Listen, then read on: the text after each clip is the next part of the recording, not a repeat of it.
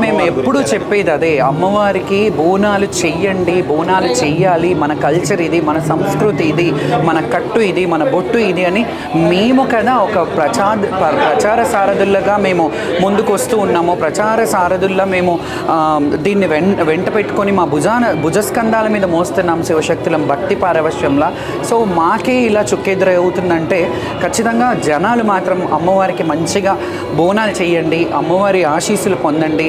భక్తులు కూడా సంయమనం పాటించి మీ అనుకూలంగా అంటే ఎప్పుడైనా బోనాలు చేయాలి, ఆషాఢ మాసం మొత్తంలో ఎప్పుడైనా బోనాలు చేయొచ్చు.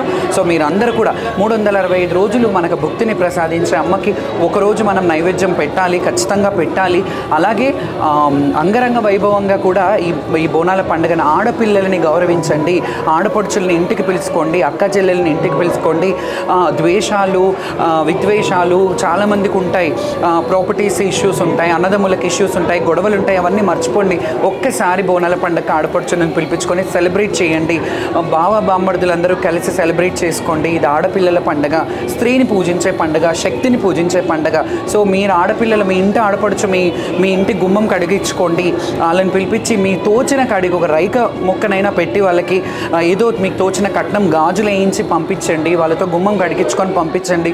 మీకు మంచి జరుగుతుందని అందరి యావత్ తెలంగాణ ప్రజలకి భక్తులందరికీ నేను ఒకటే విన్నపిస్తున్నాను.